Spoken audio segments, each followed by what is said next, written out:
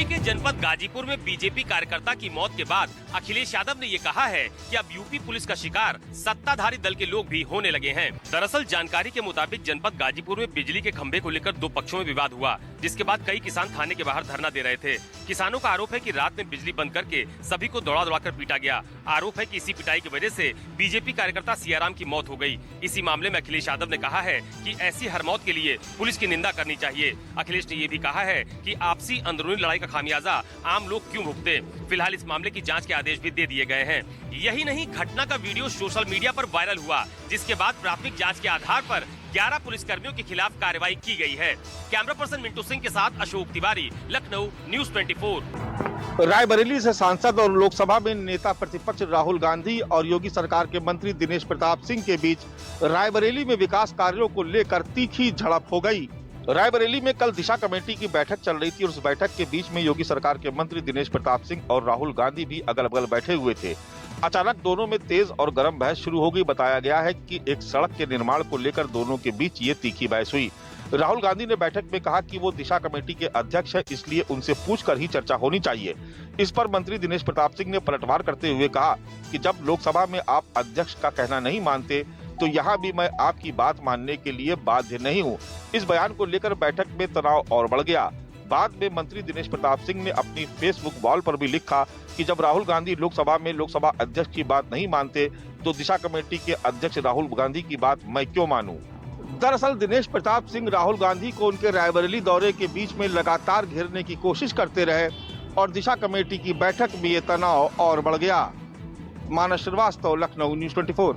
NDA में seat sharing का मसला सुलझने के बजाय उलझता ही जा रहा है। चिराग पासवान ने अपनी पार्टी के लिए 40 सीटों की मांग बीजेपी के सामने रखी है। इसके अलावा चिराग पासवान अपनी मां के लिए एक राज्यसभा की सीट भी चाहते हैं। दूसरी तरफ अगर केंद्रीय मंत्री जीतन राम मांझी की बात करें तो जीतन राम मांझी अपनी पार्टी के लिए 20 सीटों की मांग बीजेपी के सामने रखी है। तीसरी तरफ अगर उपेंद्र कुशवाहा की बात करें तो उपेंद्र कुशवाहा ने 10 सीटों की डिमांड जो है वो बीजेपी के सामने रख दी है। अब बीजेपी के सामने परेशानी यह है कि बीजेपी अपने पार्टी के लिए कम से कम 100 सीट रखना चाहती है, यानी बीजेपी 100 सीटों पर चुनाव लड़ना चाहती है और जदयू बीजेपी से एक भी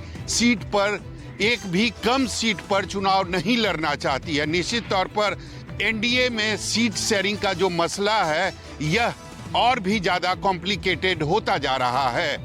कैमरामैन ऋषि के साथ सौरभ कुमार, पटना, न्यूज़ 24। प्रधानमंत्री नरेंद्र मोदी 13 सितंबर यानी शनिवार के दिन मणिपुर पहुंच रहे हैं। मणिपुर में जिस तरह से हिंसा 2023 में कुकी और मैतेई समुदाय के बीच हुई थी, तब से मणिपुर पूरी तरह से जल रहा था। यानी करीबन 260 से ज्यादा लोगों की मौत हो चुकी थी। हजारों से ज्यादा लोग घर से अपने बेघर हो चुके थे। हिंसा इतना ही बढ़ गया था कि एक समुदाय के लोग दूसरे समुदाय को मारने और मिटाने पे तैयार हो चुके थे। इसके बाद लगातार विपक्ष आंदोलन करते रहा। प्रधानमंत्री वहां पे कब जाएंगे, इस विषय को लेकर लगातार संशय बना हुआ था। अब प्रधानमंत्री का दौरा जिस तरह से मणिपुर में हो रहा है, मणिपुर में चूड़ाचांदपुर में प्रधानमंत्री जाएंगे, यानी 13 सितंबर को प्रधानमंत्री का ये अहम दौरा माना जा रहा है। वहां पे जाकर कुकी और मैतेई समुदाय से मुलाकात करेंगे। हिंसा इतना बढ़ गया था कि वहां पे मणिपुर में राष्ट्रपति शासन लगा दिया गया था। उसके बाद प्रधानमंत्री की सुरक्षा की चाक चौबंद व्यवस्था किया जा रहा है। जगह जगह पे यहाँ पे बीएसएफ और सीआरपीएफ के जवान ने पूरी तरह से मोर्चा संभाल रखा है। तो कह सकते हैं कि मणिपुर में प्रधानमंत्री का दौरा अहम माना जा रहा है और सुरक्षा की व्यवस्था पूरी तरह से कर चुका गया है। कैमरामैन के साथ मनोज पांडे, न्यूज़ 24। उद्धव ठाकरे और राज ठाकरे की मुलाकात के बाद अब शिवसेना यूबीटी और महाराष्ट्र नवनिर्माण सेना के साथ आने की चर्चा रफ्तार पकड़ने लगी है। इसी क्रम में शिवसेना यूबीटी और एमएनएस नासिक में मोर्चा निकालने जा रहे हैं। शिवसेना यूबीटी के नेता संजय राउत ने कहा है कि इस मोर्चे में शिवसेना यूबीटी के नेता खुद संजय राउत, इसके अलावा एमएनएस के जो नेता हैं बालानंद गावकर, इसके अलावा कुछ और नेता शामिल होंगे। यानी कि दोनों पार्टियां स्थानीय मुद्दों पर सरकार को घेरेंगी, प्रशासन को घेरेंगी। इतना ही नहीं, उनका कहना है कि वहां पर नासिक में जो ड्रग्स का मुद्दा है, इसके अलावा खराब रास्तों का मामला है, करप्शन का मामला है, इन सब मुद्दों पर दोनों पार्टियां मिलकर सरकार को घेरेंगी। दशहरा रैली पर दोनों भाई साथ आ सकते हैं और गठबंधन की घोषणा भी कर सकते हैं। चरण दिलीप अवेरे के साथ इंद्रजीत सिंह, न्यूज़ 24 मुंबई। सपा मुखिया अखिलेश यादव ने कहा कि कई इंजन वाले लोग इस बार बचेंगे नहीं। दावे के साथ कह रहा हूं 2027 में समाजवादी पार्टी की सरकार बनने जा रही है। दरअसल अखिलेश यादव ने सिख समाज के साथ बैठक की, किसान आंदोलन में मारे गए परिवार वालों को सम्मानित किया। इसके आगे अखिलेश यादव ने कहा कि सिख समाज खून पसीने से खेत को खेती लायक बनाता है और सरकार उनकी फसल का पैसा नहीं देती। यही नहीं, हर वर्ग का यही हाल है, प्रदेश के हर किसान का यही हाल है। इसके आगे अखिलेश यादव ने कहा कि सिख समाज ने लोकसभा चुनाव में हमारी बहुत मदद की थी। सपा की सरकार बनने पर इनका पूरा सम्मान और ख्याल रखा जाएगा। इसके आगे अखिलेश यादव ने कहा कि सरकार में मंत्री हैं दिनेश प्रताप सिंह, वो पहले कांग्रेस में रहे हैं, हमारे साथ भी रहे हैं, केवल ठेकेदारी करते थे हमारे साथ। बेबी रानी मौर्य को लेकर के कहा कि एक राज्य की गवर्नर थी, इस्तीफा देकर चुनाव लड़ाया गया, अब उनकी बेइज्जती की जा रही है। इस पर क्या कहेंगे मुख्यमंत्री जी? कानपुर में 60% का खेल चल रहा है। नेपाल के हालात पर बोले पड़ोसी देश में शांति व्यवस्था बहाल होनी चाहिए। हालांकि भारत सरकार विदेशी नीतियों में असफल रही है। इसके साथ ही बढ़ते हुए सोने के दाम को लेकर के कहा कि दीपावली में 2 लाख रुपए का हो जाएगा सोना। सुनने में आया लखनऊ के बाहर कोई सोना इकट्ठा कर रहा है। प्रदेश में गुंडागर्दी माफियागिरी चरम पर है, किडनैपिंग हो रही है, घर में घुसकर गोली मारी जा रही, मारपीट की जा रही है।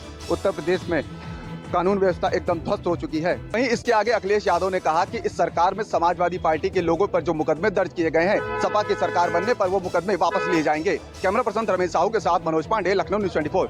वोटर अधिकार यात्रा के दौरान प्रधानमंत्री नरेंद्र मोदी के मां की गाली पर मचे बवाल के बाद बिहार कांग्रेस ने एक और वीडियो ट्वीट किया है। यह वीडियो AI जनरेटेड है और इस वीडियो में प्रधानमंत्री के साथ साथ उनकी मां को दिखाया गया है।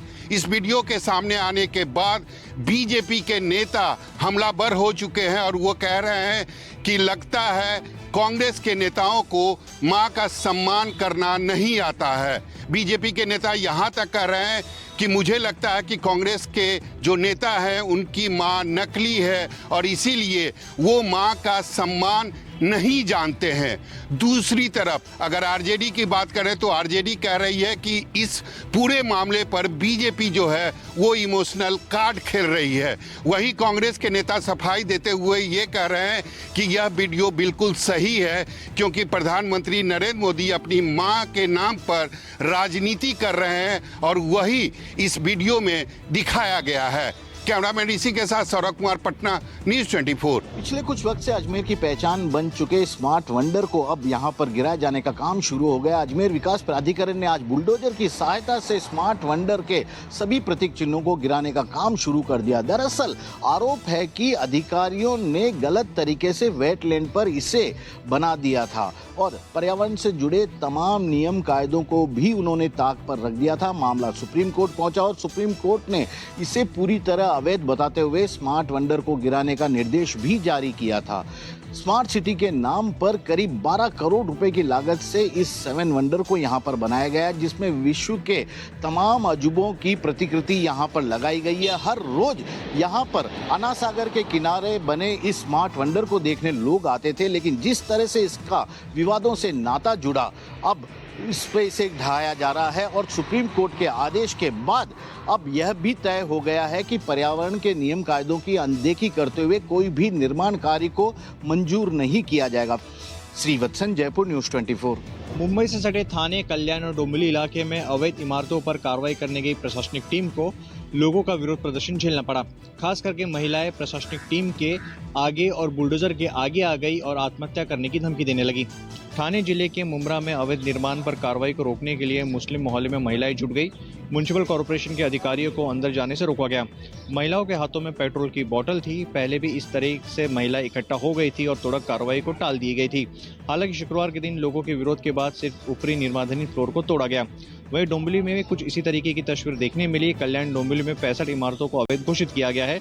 जो कल्याण डोंबिवली म्युनिसिपल अधिकारी मौके पर पहुंचे तो महिलाओं ने नगर निगम और सरकार को चेतावनी दी कि ये बिल्डिंग पर कार्रवाई की गई तो पूरे परिवार समेत खुद को पेट्रोल डालकर आत्महत्या कर लेगी। इन सभी इमारतों को पहले से ही खाली कराने का नोटिस दिया गया था। इन इमारतों पर कार्रवाई हाईकोर्ट के आदेश के बाद की जा रही है। लोगों की शिकायत है कि जब ये इमारत बन रही थी तब प्रशासनिक अधिकारी कहां थे और इमारतों को पूरी होने कैसे दिया गया। कैमरा पर्सन विनोद सिंह के साथ अंकुश जायसवाल, न्यूज़ 24 मुंबई। जम्मू संभाग में बाढ़ बारिश से बेहद ज्यादा तबाही हुई है। कई जगहों पर तबाही का मंजर साफ तौर पर दिखाई दे रहा है। लोग बेघर हो चुके हैं क्योंकि उनकी आंखों के सामने उनके सपनों के आशियाने उनसे छीन चुके हैं। लोगों की जमीनें तबाह हो चुकी हैं, किसानों की फसलें बर्बाद हो चुकी हैं। हम इस समय मौजूद हैं सुरईसर झील के किनारे। तस्वीरों में आप देखिए, ये खूबसूरत सुरईसर झील है।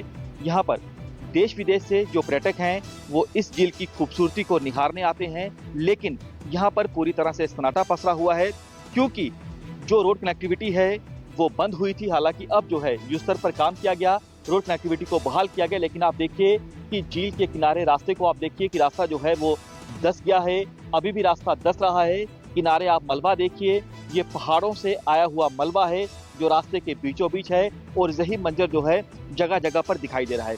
गनीमत ये रही है, जानी नुकसान तो नहीं हुआ, लेकिन माली नुकसान लोगों का बेहद ज्यादा हुआ है।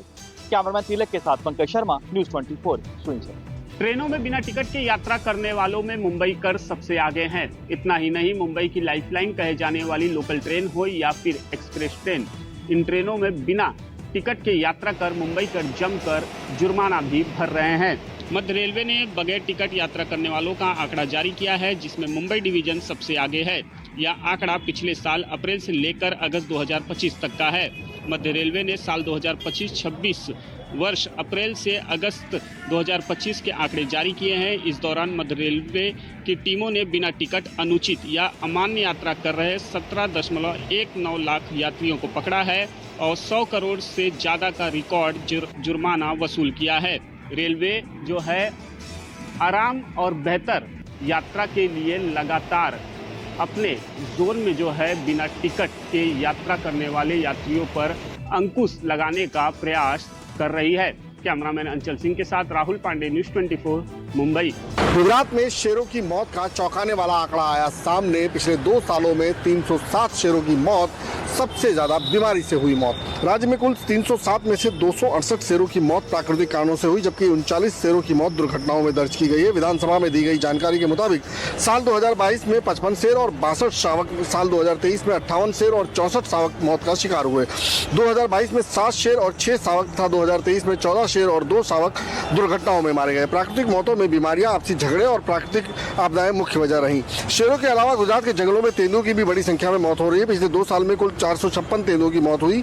इनमें से 251 तेंदुए और 102 शावकों की प्राकृतिक मौत हुई, जबकि 115 तेंदुए और 38 शावक दुर्घटनाओं में मारे गए। आंकड़ों के मुताबिक साल 2023 में 225 और 2024 में 231 तेंदुओं की मौत दर्ज हुई है। वन विभाग के अनुसार शेरों की अप्राकृतिक मौतों को रोकने के लिए पिछले 2 सालों में रिलीफ सेंटर, फायर इक्विपमेंट्स, नाव, सड़क मरम्मत और अन्य सुविधाओं के पीछे 37.35 करोड़ रुपए खर्च किए गए, जिनका कोई फायदा बिल्कुल भी नजर नहीं आ रहा है। कैमरामैन प्रभात साथ भूपेंद्र सिंह, अहमदाबाद, न्यूज़ 24।